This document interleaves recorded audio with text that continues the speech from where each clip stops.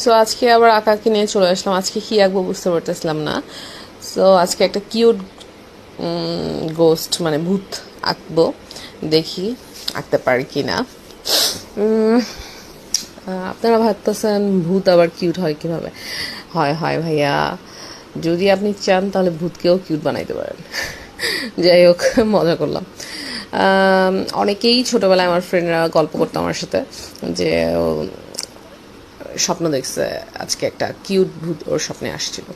তা আমি ছোটোবেলায় ভাবতাম ভূত আবার কিউট হয় কীভাবে, আবার বলতো ভূত দেখে নাকি ভয়ও পাইছে। আমি কি এত কিউট বলতেছিস আবার ভয় পাইতেছি, সেটা আবার কেমন কথা। যাই হোক, বাদ দেন, ছোটোবেলার কথা বলতে সবারই মজা লাগে।